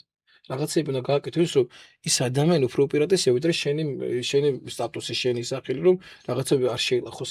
ამას აკეთებდა ქრისტე, ის იმედოდა ქრისტე ადამიანთან არ აინტერესდა ქრისტეს ასიტყვდნენ. შევიდა მეზვერე სახლში, მივიდა იქ, სადაც სიმხას და ესეთ რამეს აკეთებდა ღმერთი. ამიტომ ჩვენც რაღაცა ესეთი ნაბიჯი უნდა გადავდგოთ ყოველთვის. თორე ისე რომ ეკლესიაზე და ქრისტეზე არასდროს, იმიტომ ისიც მაგას გულისხმობს, ადამიანის გადარჩენას გულისხმობს. შეიძლება რაღაცა ის კანონი დამირღვევი, ანუ ცნება მარხვა დამირღვევი ადამიანის სიყვარულის გამო და ახლა იკითხებოდა სახარებაში, რომ აი თუ შენ ძმას დააბრკოლო, შენ ჭამე, ნუღაჭ შეჭამ საერთოდ იმ ხორცს. ანუ ძმის სიყვარულის გამო გააკეთე ჭამე, თუნდაც ის ხორცი ძმის სიყვარულის გამო. არა იმიტომ კი არა შენ რო გინდა მარხვის დარღვევა, იმიტომ რომ ძმა რადგან შენგან ამის შეიძლება ეს კანონი რაღაც ეს რჯული რატო მოცემული ეს რჯული მოგცა ღმერთმა, იმიტომ რომ შენ ადამიანი გაიზარდო, ადამიანის შეიქმნა რჯული, ადამიანი არ შექმნა რჯულისთვის. ეს რჯული ღმერთმა მოგცა ჩვენთვის. ცნებები მოგცა ადამიანებს. ადამიანი არ შექმნა ღმერთმა ცნებებისთვის. ცნებები შეიქმნა ადამიანს. ადამიანი კი არ შეიქმნა მარხვისთვის, მარხვა შეიქმნა ადამიანისთვის. ეს მარხვა ჩვენთვისაა შექმნა, რომ ჩვენ უფრო სწორად ვისწავლოთ ეს ყველაფერი, თორემ მარხვის მე თუ არ მარხულობ ვერ ვცხონდები მამაშალა? ვერ ვცხონდები ეს. ზოგადად აი იქ რო წავსდგებით ღვთის წინაშე. ხო არ ვიცით ვინ საიწავალთ. ეს ნამდვილად არავინ არის ვინ საიწავა. ეგ ნამდვილად არ ვიცი. მე პროპერი ამოს რომ სამი რამე გამოკვირებს სამქანა გავალო. პირველი ვისაც ველოდები 60-ში შეიძლება ეს 60-ში არ დახვდე. მეორე ვისაც არ ველოდები შეიძლება ისინი დახვდნენ 60-ში. მესამე მოხდები მანდ. ეს არის ერთი საკითხი. მეორე საკითხი ნახეთ რა არის. მე გამოდივარ ყოველთვის სახარებიდან. ჩემთვის ყველაზე დიდი ავტორიტეტი არის ქრისტე. მე ქრისტეს დიდი ავტორიტეტი ამ ქვეყანაზე არავინ არ აქვს. დედამიწაზე მე ქრისტეზე მეტად არავის არ ვენდობი. ქრისტეს შემდეგ ჩემთვის ყველაზე დიდი ავტორიტეტი არის მისი მოციქულები. მოციქულები, რომლებიც ქრისტემ აირჩია თავის მოციქულებად, რომელსაც დაგვიწერეს მე ეპისტოლეები და გაგვექცეს წმინდა წერილი. მოციქულები შემთხვევით ყველა უდიდესი ავტორიტეტები არის მათი მოწაფეები და წმინდა მამები, რომლებიც ეკლესიას ყავს წინააღმდეგ. ანუ მათი მოწყობა შემთხვევით ყველაზე ავტორიტეტი და ყველაზე მისაღები და ყველაზე მეტად მათ ვაღიარებ. აი რაც შეეხება მარხვას, თვითონ ქრისტე ამბობს ამას. ნახეთ, აი ქრისტეს როცა მიუყვანეს ეშმაკეული ადამიანი, მისა მოციქულები, ანუ ქრისტეს მოციქულების კურნავდნენ ადამიანებს ქრისტესგან მიცემული ძალაუფლებით და მიუყვანეს ადამიანი, რომელიც მოციქულებმა ვერ გავკურნეს და კითხავს, რომ ჩვენს და მე ვერ გავკურნეთ, რატო ვერ გავკურნეთ ეს ადამიანი? და მაშინ მაცხოვარი პასუხობს ეს რამის, ეს მოდგმა მხოლოდ გადავა ლოცვით და მარხვით. ნახეთ თუ ჩვენ ქრისტიანები ვართ, რა გააკეთა ქრისტემ? დავიწყოთ პირველ ნახე, როცა მე ვეძახი საკუთარ თავს ქრისტიანს. ჩვენი პირადი სახელის გარდა ჩვენ ქრისტიანებს გვაქვს ქრისტიანის წოდება. ანუ აი ქრისტიანებად ვიწოდები ჩვენ ყველანი და ეს უზარმაზარი პასუხისმგებლობა. ვიღაცებას მარტივად უყურებ. რას ნიშნავს ახლა მე რომ ქრისტიანი ვარ და ქრისტიანად ვიწოდები? პირველ რიგში ნიშნავს ქრისტეს მიმბაძველობას და ქრისტეს ცხოვრების გზის გაყოლას. რაში გამოიხატება ეს? რა გააკეთა ქრისტემ, როცა ეს გამოვიდა ასპარესზე? პირველი მოინათლა. ანუ ქრისტეს ნათლობა არ ჭირდება, მაგრამ ჩვენს გამო მოინათლა. მან მიიღო ნათლისღება. ანუ ქრისტიანი ნათლისღების გარეშე ვერ გახდები. გამორიცხული რომ შენ თუ არ მოინათლე, ისე ქრისტიანი ვერ გახდები. და შენ ქრისტიანის სახელი არ გეწოდება ნათლისღების გარეშე. მეორე რა გააკეთა ქრისტემ? ნათლისღების შემდეგ ის გადის უდაბნოში და 40 დღე მარხულობს. მას 1000 მარხვა არ ჭირდებოდა. მაგრამ დაგვიწესა ჩვენ მარხვის საიდუმლო. როგორ უნდა გვემარხულა? იმიტომ რომ მარხვის გარეშე ადამიანის გადარჩენა არის ძალიან მარხვა არ არის მარტო ჭამა არ ჭამა. მარხვა არის მთელი შინაგანი სამყარო მუშაობა, რომ დაიმარხო მცნებები, გაიაზრო ეს ყველაფერი. ეს მოგცა, ეს დაგვიტოვა ქრისტემ. ახლა ნახეთ თქვენ ამბობთ, რომ თქვენ ქრისტიანად იწოდებით და მე მარხვას არ ვიცი. როგორ უნდა იყო ქრისტიანი? ქრისტე ემარხო და რატო არ მარხულობ? თუ ქრისტე ემარხულა, შენ რატო არ მარხულობ? რატო აი შენ თავს როგორ აძლევ? მსოფლიოს რო არ იმარხულ. აი რითი იმართებ თავს რო არ მარხულობ? თუ ქრისტიანი ხარ, ნახე, თუ ქრისტიანი ხარ, არ გესაუბრებთ, მაგრამ თუ ქრისტიანს უწოდე საკუთარ, რატო არ მარხულობ? ქრისტეს მიმბაძველი როგორ ახარ? აი რაში ბაძავ? ქრისტე ემარხო და შენ არ მარხულობ? და მე ქრისტესა რო წარდგები, როგორ უნდა გამართლდე? ერანაზე გამართ, ქრისტემ დაგიწესა. ეს ხო თვითონ ხო არ მოიგონეს ეს მარხვა ვიღაცებმა. ქრისტემ დაგიწესა მარხვის საიდუმლო და შენ ამას არ აკეთებ. და ამ დროს ქრისტიანი წოდები და რო წარდგები მის წინაშე, რა უნდა უთხრა, რატო არ იმარხული? აი რა მიზეზი უნდა უთხრა, რომ ამიტომ ის გამო არ იმარხული. მერე კიდევ რა დაგვიწესა, ქრისტე დაგვიწესა ლოცვა. რო გამოვიდა უდაბნო და მერე გითხრა რომ ესე ილოცვა ამბობ ჩვენს ლოცვა მოგცა. დაგვიწესა ეს ლოცვა, გვასწავლა მცნებები. მოგცა ცხაენტარება ქრისტემ. მერე სანამ ქვეყნა გავიდა სამაცხოვარი სანამ ჯვარზე გაეკრებოდა, მოციქულები აზიარა, წმინდა ზიარება მისცა და ესეთ რაღაცა უთხრა, რომ აი გატეხა პური და თქვა ესა ჩემი ხორცი, აიღოს ღვინო და თქვა ჩემი სისხლი და ამას აკეთებდეთ ჩემ მოსახსენებლად, ანუ თქვენ ყოველთვის ამას აკეთებდეთ და ვინც ამას არ გააკეთებს, მას ჩემთან ერთად წილი არ ექნება. ის ჩემთან ერთად არ იქნება. ახლა თქვენ თუ ქრისტიანს საკუთარ თავს და ამ რომელიმეს არასწორ როგორ ხართ ქრისტიანი? მე მხოლოდ იმ ადამიანს მიმართავ, ვინც საკუთარ თავს ქრისტიანს ეძახის, ხო, ვის ქრისტიანს ეძახს, საკუთარ, აი, მაშინ რატო არ მარხულობ? აი, კითხვა, რატო არ მარხულობ? ისთვის არ მარხულობ? მე ეს მარხვა რა არის? მაგათ ახლა ჩვენ ახლა ვიმარხულეთ, წინა მარხვა იყო შობის მარხვა ვიმარხულეთ. ახლა დიდ მარხვაში შევდივართ, აღდგომის მარხვა იწყება ახლა. აი, რატო ვიმარხულეთ შობის მარხვა? ქრისტე უნდა დაიბადოს, წარმოიდგინე. ანუ ღმერთმა უნდა შეემოს ადამიანის ხორცი. აქედან გამომდინარე, ჩვენ რო ის ოდნავ მაინც მივახოთ ამ დღესასწაულის მნიშვნელობას და არს 40 დღით ვიწყეთ 40 დღე ვიწყეთ მარხვას, რომ ამ დღესასწაულის არსი ოდნავ მაინც შევიგრძნოთ. მარტო საჭმელს და სასმელზე კი არ ვამბობ, თუ არის თან ამ დღესასწაულისთვის მუშაობა და ფიქრობთ, რომ ოდნავ მაინც ჩვენმა გონებამ გაიაზროს რა მოხდა შობის დღესასწაულზე. აი დიდი მარხვა, დიდი და წმინდა მარხვა, რომელიც ახლა დაიწყება აღდგომის მარხვას რო ეძახიან, დიდი და წმინდა მარხვა. მაცხოვრი ჯვარცმა უნდა მოხდეს, მთელი პარასკევი ყველაზე მძიმე დღე დადგება ჩვენ ცხოვრებაში. როცა მაცხოვარი ადამიანმა ჯვარზე გავაკარეთ და მე მოხდება ყველაზე დიდი დღე აღდგომა. და ჩვენ ვმზადებით, რომ ჩვენი გონება ამის მომზადოთ. და ამას ვამზადეთ, ამის ვმზადებით როგორც ხორციელად, იმიტომ ჩვენ ვართ სული არა ვართ, ჩვენ ვართ სხეულით და ვართ სულით, ამიტომ ჩვენ ხორცსა და სულს ორივეს ვამზადებით ამ დღესთან შესახვედრად. ეგაა თელი მარხვის არსი. ამიტომ ახლა თუ არ იმარხო წარდგები, აი ახლა პასუხი თქვენ თუ გაიცით ახლა როგორ წარდგებენ ღვთისმშობლის წარდგებენ. რო არ მარხულობთ, აი ნახოთ მე როგორ წარდგება ადამიანი და როგორ უნდა გადარჩეს. მაშინ მიზეზი უნდა გქონდეს, რატო არ იმარხულე. და მარხვა კიდე გეუბნებით, მარტო საჭმელ და სასმელი არ არის. და არც მის გარეშეც არ არის. კი. მამა ოჯახზე და ქორწინებაზე საუბრისას ხშირად დგება სულიერი და ემოციური პრობლემები.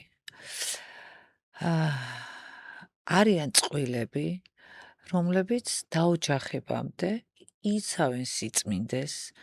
ეს არის მათი საეკლესიო წამსი ან მათი მორალი და ინტიმური ცხოვრება არ აქვთ ქორწინებამდე.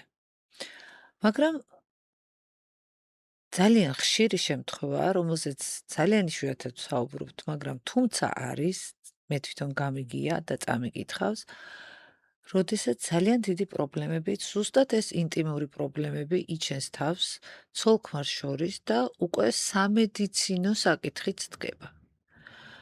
რას გვასწავლის ამ დროს ეკლესია ამ შემთხვევაში? როგორ უნდა გადავარჩინოთ თუნდაც სიყვარული, თუნდაც ერთმანეთი? აი, ხო ხვდებით რაზე მაქვს საუბარი? კი, ესმის სასმელებს, კი. ნახეთ აი 17 წელია. ძალიან ისეთ თემას შევეხე. მე 17 წელია რაც ხვდელი ვარ. და ახლა რამდენი ახსარებას ვიბარო წარმოგიდგენთ თან ძალიან დიდი მრევლი წყავს და ძალიან ბევრი ხალხს ახსარებას ვიბარებ, ხო? ძალიან ბევრი ადამიანთან აქვს შეხება. რაც შეხება ამ თემას, აი ნახეთ დღეს ესე დადგა საკითხი, რომ აუცილებელია წინასწარი ფიზიკური ურთიერთობა რომ ადამიანებთან გაიცნონ, რომ ერთმანეთში მე არ მოხდეს დარღვევა და ის ხო მე და ამიტომ წინასწარი ეს ამ ურთიერთობის გარეშე დაწყებული ურთიერთობა ოფმარტებად ირღვევა. თუ ეს ურთიერთობა ფიზიკური ხორციელი ურთიერთობა არ აქვთ ადამიანებს, მე შეიძლება მათი ოჯახი უფრო მარტივად დაინგრეს. ეს ამას ამობენ ადამიანები. და ესე ნამდვილად არ არის. პირიქით არის, ნახეთ, აი ვისაც წინასწარ ურთიერთობა ქონდა ერთმანეთთან. აი წინასწარ ქონდათ ურთიერთობა. და თქვენ 100% რამდენი წყვილი ოჯახდება თუ იცით? შეიძლება ძალიან ცოტა. 20-30% მაქსიმუმ. 20-30% მაქსიმუმ. აი ზუსტად მაგაშია ალბათ. ანუ წინასწარ რო ქონდათ ურთიერთობა, წეს ხო უნდა ქონდათ, მე ისე მოგე წინასწარ რო ქონდათ ურთიერთობა, 20-30% ოჯახდება. შეიძლება რაღაც პრობლემები დაინახეს და იმიტომ არ დაოჯახდნენ, დიახ. თუნდაც მე ის 30% რო დაოჯახდა. იმ 30 რამდენი ნარჩევს ოჯახს მე. იმისინი ხო ქონდათ ურთიერთობა რამდენი ნარჩევს ოჯახს. ძალიან ცოტა. იმ 30% რომელიც შექმნა ოჯახი, თუნდაც წინასწარ იქიდანაც ძალიან ცოტა ინარჩევს მე ოჯახს, ძალიან ბევრს ენგრევა მე ოჯახი და ისა, იქიდან მოყოლებული. და პირიქით სტატისტიკა, სადაც აი მაგათაც აი არ ქონიათ ურთიერთობა და შექმნეს ოჯახები. არ ქონიათ სხვა ადამიანთან ურთიერთობა. ხო, ისინიც ხო ინგრევა. ხო, იქ ნაკლებია ოჯახის დანგრევა. პირიქით იქ უფრო ნაკლებია ოჯახის დანგრევა, ვიდრე იქ შემთხვევაში. ნახეთ აი ჩვენ საუბრობთ სულიერ მხარეს და სულიერ იმაზე. ნახეთ აი ჩვენ საერთოდ არ გვესმის ეს გენეტიკური კოდი, ეს ურთიერთობა და ეს ჯერ azt ნიშნავს ფიზიკური ურთიერთობა, ეს თუნდაც ეს ხორციელი ურთიერთობა. პავლე მოციქული როგორც ამბობს, მე ისე გეუბნები, ჩემს ყველაზე დიდი ავტორიტეტი, მეურდები, ჩემს ყველაზე დიდი ავტორიტეტი არის წმინდა წერილი და ქრისტე და მისი მოწაფეები. პავლე მოციქული პირდაპირ ამბობს, ეს ჩვენი სხეული არის ღვთის ტაძარი. ვინც ეს ტაძარი შეიბუწოსო, შეიბუწოს იგი ღმერთმაცო. ვინც ეს ტაძარი შეიბუწოს იგი ღმერთმაცო. ეს ტაძარი არის სული წმინდის ტაძარი, სადაც ჩვენი სულია მოთავსებული. პავლე მოციქული კორინთელთა ეპისტოლეში მე-7 თავში პირდაპირ ამბობს, თუ ადამიანს უნდაო რომ იყოსო დედაკაცთანო, მაშინ ქალს უნდა რქვას ცოლიო. და პირიქითო, თუ ადამიანს უნდა რომ კაცს უნდა ურთიერთობა, იმ კაცს უნდა რქვას ქმარი. სხვა შემთხვევაში არ შეიძლება რომ ურთიერთობა იყოს ფიზიკური. აი ადამიანს ვეუბნებ, ნახე, სანამ ეს ურთიერთობა დაიწყება. აი ეს ადამიანთან რო წვევები შენ და ფიზიკური ურთიერთობა, რა სტატუსი აქვს, ვინ არის ადამიანი შენთვის? ქმარი, აი როგორ წვევი ადამიანთან, რომელსაც ჯერ არანაირი სტატუსი არ აქვს. რაც შეეხება ფიზიკურ ურთიერთობას, აი ეს არის მოგონილი, იმიტომ რომ ადამიანებს შეულახონეს, აი წარმოიდგინეთ ახლა თქვენ, ან მე ჩვენ თავი წარმოვიდგინოთ, ახლა წარმოვიდგინოთ, ეს დღეს კი ძალიან მარტივად მიღებული თემაა და ძალიან მარტივად ის არის. დღეს ახლა პირიქით ვერ წარმოვიდგინოთ ადამიანებს, სხვანაირად უნდა შეგმოთითობა და ჯერ ფიზიკური ურთიერთობა იწყება და მე იწყებენ ამას და პირიქით ვერ საგრძელებთ, სადაც ეს ხორცელი მდგომარეობა, სადაც ხორცია მარტო ჩართული და მარტო აი ამაზე ფიქრობს ადამიანი. მაგრამ ეგეც ხომ მნიშვნელოვანია მამაშალო. მაგრამ უფრო მნიშვნელოვანი არის სულიერი მდგომარეობა, ვიდრე ხორციელი. ნახეთ, აი მაგათ ავიღოთ მაგაც, აი ყველაფერი რიგზე აქვს ამ წყვილს, თავი და შეკეთო ოჯახი და მიხდე რომ ხორციელად კარგად აქვს ყველაფერი დაალაგებული. და შემთხვევა ერთ წყვილს რაღაცა მძიმე სენი და დასნეულდა. რას ვაკეთებთ? ვანგრევთ ამ ადამიანს, უშევ ჩვენ ცხოვრები და რა თქმა უნდა არა. ვხალატოთ ამ ადამიანს, როგორ აბუთხოვნება როგორს რა უნდა ქნა? რა უნდა ქნა? აი დასნეული დასნეულობა დაემართ ამ ადამიანს რაღაცეთი, შენთან ურთიერთობა აღარ შეუძლია. რაღაცა ფეხბურთის შემდეგ რამდენი შემთხვევა მაგის უამრავი შემთხვევა მოგწონს, ყველაფერი რიგზე ქონიათ ადამიანებს, მაგრამ ფეხბურთის შემდეგ შურო გააჩენს, მე ურთიერთობა აღარ შეუძლიათ. ეგეთი ძალიან ბევრი შემთხვევა ქონია. გაჩენის შემდეგ მშობიაროში მივიღეთ ტრავმა, სულიერი ტრავმა მივიღეთ, ისე ტრავმა, რომ ფიზიკური ურთიერთობა თავის მეუღლესთან აღარ შეუძლიათ. ხო, მაგრამ ამის კურნალობა ხო შეიძლება ფსიქოლოგიით, ზუსტად მაგას ანუ შეიძლება ხო, ხო შეიძლება ეს ტრავმა დაემართოს, მანამდე ყველაფერი რიგზე იყო, მაგრამ ფეხბურთის შემდეგ ყველაფერი დაირღვა. ამიტომ ახლა მე რო კაცი ვარ, მაგალითად ჩემი გოგონა მოიყვანა ვიღაცა მე მყავს ამ მეუღლე, ხო? ჩემს მეუღლეს ეს ტრავმა რო დაემართოს, მე უნდა მივატოვო ჩემი მეუღლე მე. რა თქმა უნდა არა, მაგრამ ის პრობლემა უნდა მოვაგვაროთ. ვერ ვაგვარებ, რას ვაკეთებთ ამაზე?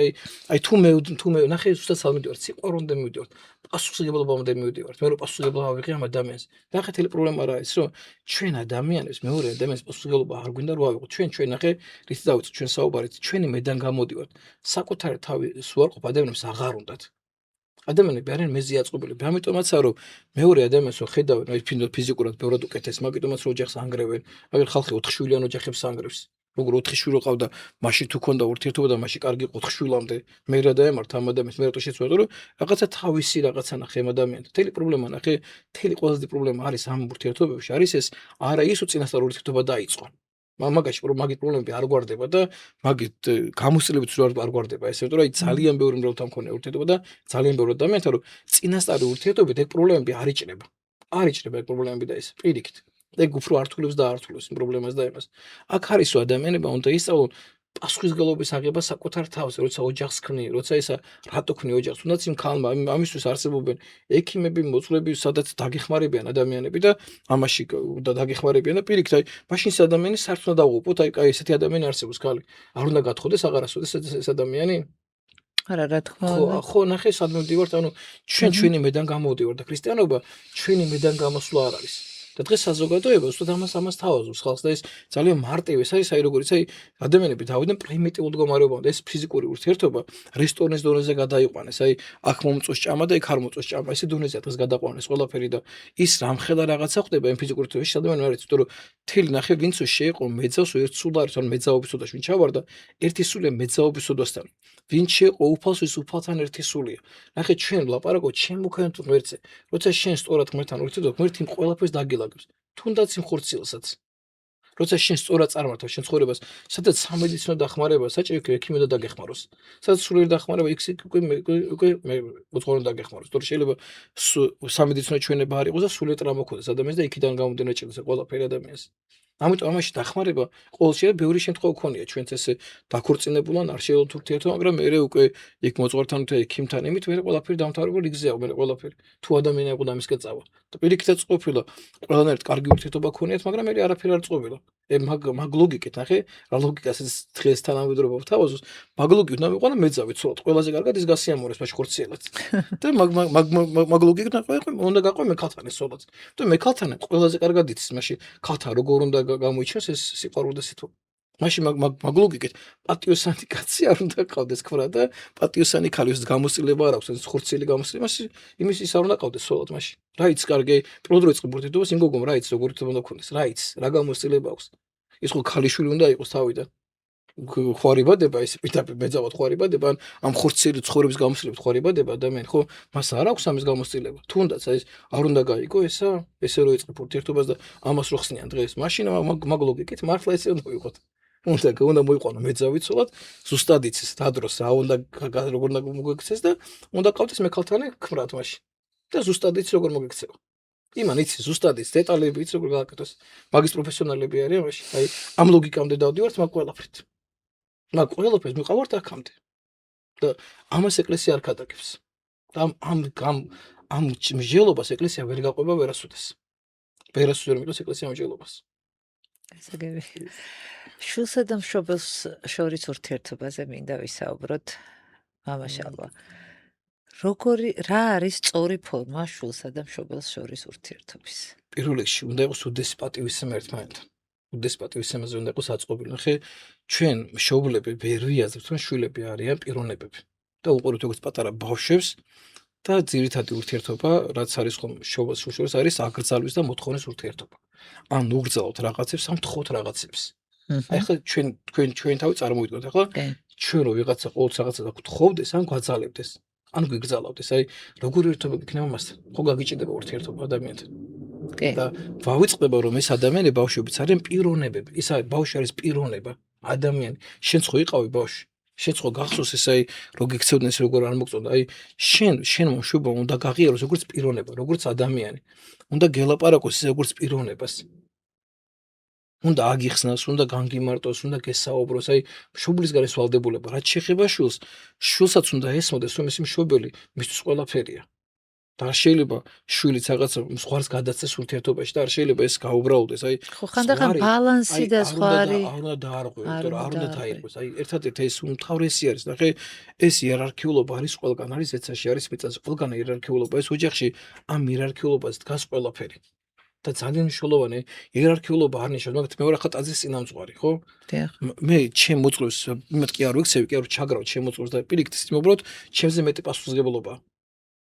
ჩემზე მეტი პასუხისმგებლობა და მე ახლა მესამთას ხო არ უნდა მოვიქცე საშინლად ან სტიქაროსანს ან იმას პირიქით უფრო დიდი სიყვარული უნდა მქონდეს, მე მაქვს პასუხისმგებლობა აღებული ამაზე. იქ იერარქიულობა იმასაც თავისი ადგილი უნდა ქონდეს, ისიც თავისი ბრონდა იქ მეკცეოდეს მე, იმიტომ რომ ჩემ უნდა ცემდეს პატივს, მშობელი ბავშვი თავის მშობელს პატივს უნდა ცემდეს, არ შეიძლება იქ რაღაცაში გაუბრალოდეს, რაღაცა ენა შეაჩვიოს, ცოლმა და ქმარმაც არ უნდა შეაჩვიოს ერთმანეთს. იქაც უნდა იყოს ეს ხوارი დაცული, ეს მაშინ განიშნავს არ იხუმრონ და პირიქით აიხუმრონ ერთმანეთთან და გახა, მაგრამ რაღაც ეს ხوارი უნდა არსებობდეს ცოლსა და ქმარს შორის. ეს დისტანცია, ეს რაღაც საოცარი დამოკიდებულება ერთმანეთთან. რაცაც ვერ ბავშვები ხედავენ. მაგრამ აკრძალვებით ხო არის რაღაც ეტაპამდე აუცილებელი. ნახე, ამაში აკრძალვები კი არ იგრძალება. ახლა მეც ნახე, მე ჩემთან სამრევლოში ვიღაცას რაღაცას უგრძალო, რაღაცა ვავალებ. დავალება კი არ იგრძალება აქ და ვიღაცა სხვა არ უნდა დავალო. პირიქით იქ ავალებ კიდევაც, მაგრამ როგორ ავალებ მაგასა დიდი მნიშვნელობა. აი რაღაც ავალებ, თხოვ ახლა. ნახე, ჩემო ბავშვი ახლა მოდ არ იცი რომ ტელეფონზე არ უნდა თქვას. ტელეფონში ყოფნა უფრო ურჩევნია. ყველა ეგრეა. ხო, ურჩევნია ახლა და ყველა ბავშვი. მე თუ მშობელი ამას არ გამკარგავ, რაღაცაში არ წავართ მე ზოგჯერ იმის ის რომ თავის ნებაზე მიუშვი, ამას დავუყო. დავუყო თავის ნებაზე. დაჟეც აუცილებელია, დაჟეც აბარა დაჟე, მაგრამ დაჟეში უნდა იყოს დიდი სიყვარული. დაჟე ნახე როგორ დღეს როგორ ნახე, ცოლი ქმარზეა გაბრაზებული, არ რაღაც ვიღაცასთან სამსახურდა, მე შულზე ეყრის ჯავრს. ეგეთი რამე არ უნდა ხდებოდეს, ეგეთი ესა საშინელება. ეს დაჟას, აი რომ იმ დაჟაში ნახე, აი შენ შულს კაცად ელაპარაკები. აი დაელაპარაკებ კაცად, მაგრამ შენ ამას შენ წყობიდან გამოსულობიდან გამომდინარე დაელაპარაკებოდე. მას რო ჭირდება შენგან ხმამაღალი საბორა, იმიტომ უნდა დაელაპარაკო ხმამაღალი, სხვანაირად ამას ამ ეტაპზე არ ესმის. მაგრამ შენ წყობიდან არ უნდა გამოდიოდა, მაგდროს ამას ელაპარაკები. ამას უნდა საჭიროებიდან გამომდინარე უნდა მას მკაცრად. შეიძლება შენ იყო ძალიან წყობიდან გამოსული რაღაცაზე გაბრაზებული იყო და შენ შეჭირდება სიყვარული, იმდროს და მოიქცე ძალიან დიდი სიყვარული. ეს შენი გაბრაზება უნდა გადადო გვერდზე და სითბო და სიყვარული უნდა გამოუხატო იმ დროს. იმიტომ რომ მას ეს ძალიან ჭირდება ხომ ამიტომს, ამიტომ ნახე, ვის უნდა ვთხოვოთ ეს გონიერება რომ ჩვენ შროდა სწორად მოიქცეთ. ვინ გვასწავლის ამას? აი სად როგორ უნდა მოიქცეთ? ვინ უნდა გვასწავლოს? ქრისტე. ღმერთმა. კი. ამიტომ მასთან უნდა თქვა, იონო ქროპერი ამბობს საოცარ რამეს, ეგეთ რამეს ამბობს იონო ქროპერი. თქვენ შვილებსო, ღმერთზე არ ელაპარაკოთ. ღმერთს ელაპარაკეთ თქვენ შვილებსო.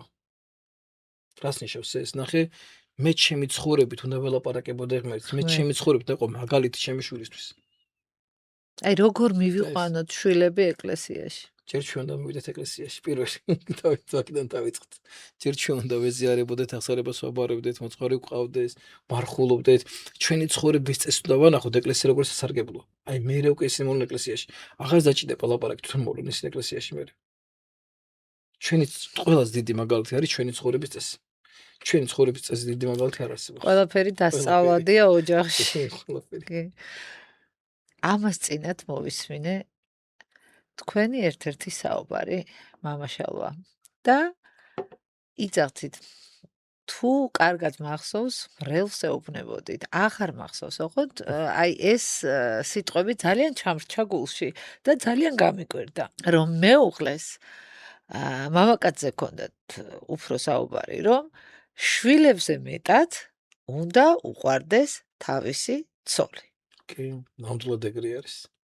აი ეს ფენომენი მაინტერესებს. ხო, ეს ფენომენი და ფენომენია. ეს ფენომენი არის მოცემული ისევ სახარებიდან, ყველაფერს პასუხს თუ გცემთ სახარებიდან, იმიტომ რომ სახარება ჩვენ უმთავრესი წიგნი და ამის უნდა კამდე მისვლა არის. თავარი რასაც ნახე პავლემოცეს ჩვენ ჯვარსოცაც წერთ ხოლმე რომ კაცმაო დაუტეოსო დეიდაი და მამაი თვისიო და შეეყოს ცოლსა თვისაო რამე თუ ისინი ერთ ხორცს არიან და საიდუმლო ეს ძალიან დიდი არის. ნახე ცოლ-ქმარი არის ერთ ხორცს და ერთ სულ. ძალიან მნიშვნელოვანი ამის გააზრება და ამის გაგება, რაც დღეს ადამიანებს ძალიან უჭირთ. ცოლ-ქმარსაც და ამიტომ ვერ მიდიან აქამდე და ესეთი რამე წერია კიდევ იგივე 60-ში რომ კაცმაო მოიძულოს ესე რა ქვია როგორც ადამიანი როგორც კაცი როგორც ადამიანი საკუთარ თავს ვერ მოიძულებსო. ისე ვერ მოიძულოს საკუთარ ცოლს, ანუ იმიტომ რომ ერთ ხორცობა რას ნიშნავს? ერთ ხორცობა ნიშნავს იმას, რომ ახე მე ხო ჩემ თავთან ერთად ვარ სულ. ესაც გაწავიდა ხო ჩემი ცუდი ხასიათი და ჩემი კაი ხასიათი მაქვს ყველგასაც მივიდე. სადმე დავტოვებ ცუდ ხასიათი დავრჩები და სხვაგან ანუ ესე ხო არ წავალ, სადაც მივდივარ ყველგან მაქვს ჩემი თავი. და თუ ცოლ-ქმარი ერთი ხორცი და ერთი სულ. მე არ ვართ ჩვენ. ჩვენ ვართ. ერთი ვართ, ერთ ხორცსა ვართ. ნახე ერთ ხორცს არ ახარ დედასთან, არ ხარ მამასთან. დედა მithumde რომ გაგაჩინა, წარმოგიდგენ, მისი სხეულიდან დაიბადე, მამის ნაწილი ხარ ხო, სხეულობრივად მის მამის ნაწილი ხარ. მასთან არ ახარ ერთ ხორცს, წარმოგიდგენე. მასთან, მამასთან ხარ ერთად. დედასთან ხარ ერთად. ცოლთან ერთად არ ხარ. მეუბნები რომ დღე ძვას დავწერ ხოლმე, მეუბნები რომ დღეიდან თქვენ ერთად აღარ იქნებით და ესე მიყურებები პირიღე ეს ერთად აი ეს რომ არიცოდეთ ჯვას უწერეთ ახლა რომ დღეიდან ერთად აღარ იქნებოთ მე გარიცოდეთ მე ესე მიყურებები პირიღე ეს ხალხი და არა მე დღეიდან ერთად ვეღარ იქნებით თქვენ ვერას იმიტომ რომ ერთად ხარ დედასთან, მამასთან, ძმასთან, შვილთან, მეგობართან, ყველასთან, მაგრამ თქვენ უკვე ხართ ერთი ხარ. აი ნახე თუ ერთი ხარ.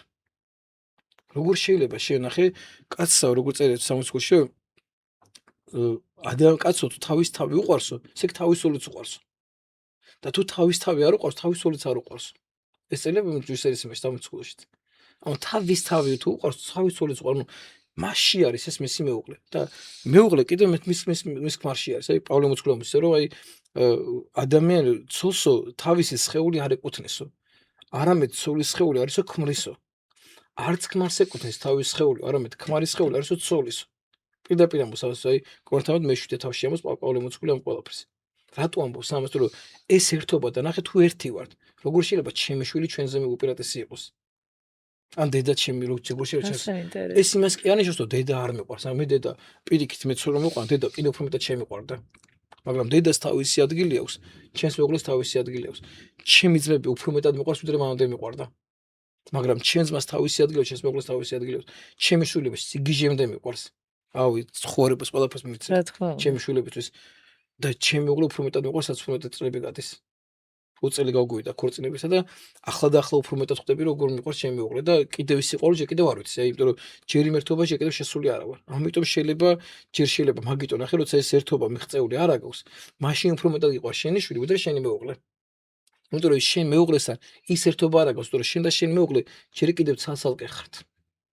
იმიტომ არ გიყვარს შენი მეუღლე შენ შულზე მეტად. და როგორც კი ეს მომენტი დადგება და როცა შენი მეუღლე შენ ერთ ხორცს და ერთ სულს გახდები, რასაც პავლე მოწოდებს ჯვრის წერაზე, რასაც აი რისკენაც ჯვრის წერის შემდეგ და მიხვიდი ადამიანი და ამას მიაღწევ, ამას რომ მიაღწევ, ხო? მაშინ ეს მომენტი დაგიდგება. და მე მიხვდები რომ შენ ყველაზე მეტად შენი მეუღლე გიყვარს. მაგრამ აქამდე მიხვიდე. და თუ აქამდე არ მიხვედი, აქამდე ამას ვერ მიხვდები, რა ვთქვი მაშინ. როგორ შეიძლება შულზე მეტად მეუღლე გიყვარდეს? ჯვრის წერაზე ისაუბრეთ და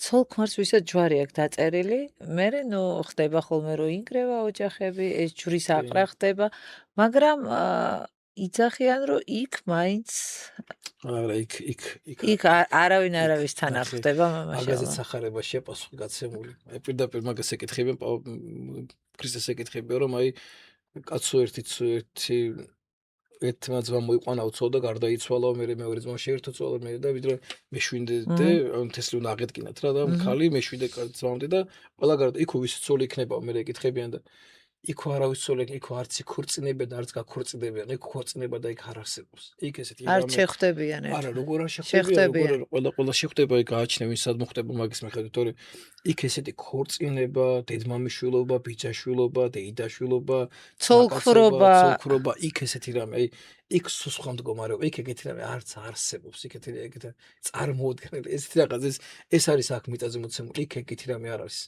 იქ მსგავსი რამე არ არის. აი იქ რომ ამბობს მოგენა იქ ისეთი ნეტარებაა საფრთხო ნეტარებაში რომ შეყოლი შენი ყველა შენი აი იქ წმინდანი ვინც შენ არ დიცხოვრა ქრისტესთან ის ისეთივე სიყვარულებას ვისმარ და აი როგორ ეცოცა ადამიანებს სულიერ სიყვარულს აღწე და ამ სიმაღლეზე ადიხარ სულიერ სიმაღლეზე აი იქ შენ ყველა გიყვარს ვინც ქრისტე უყვარს იქ ესეთი რამე იქ არ არის იქ არც ფიზიკური ურთიერთობა ეს აქ ჭირდება წყალი რაღაცეები ამ ხორცს ჭირდება ეს იქ ამ ხორცის გარეშე ვართ ამ ხორცს ის მე კიდე მეორე მოსვლის შემდეგ რა ხორცის გვექნება ეს ხანერი ხორცი გვექნება იქ აღარ იქნება არც ქორწინება არც განქორწინება არც შვილი არც ეიდაშვილი ბიძაშვილი მაგრამ კი იცი რომ შენი ბიძაშვილი ის კი არა წარმოიდგინე ისიც კი გეცოდინება ხო წახვალ ამ ქვეყანად ახლა შეხვარიც მაგრამ აი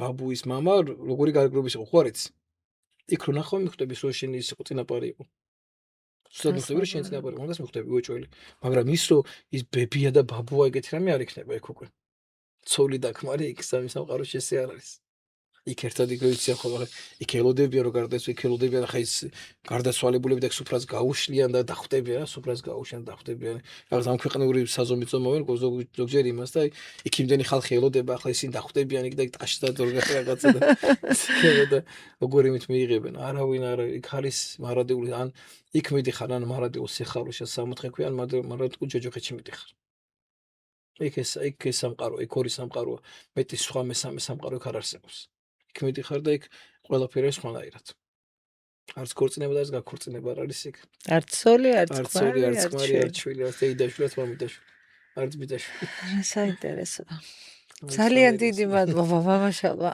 ძალიან საინტერესო ადამიანი ხარ და ძალიან საინტერესოდ მესაუბრეთ უღმესი მადლობა სტუმრობისთვის მადლობა თქვენ კი ვინც გვიყურეთ და გვისმინეთ ძალიან დიდი მადლობა თქვენი ემოციები ჩემთვის ძალიან მნიშვნელოვანია და გთხოვთ გამოიწეროთ ჩემი YouTube არხი მომავალ ეპიზოდამდე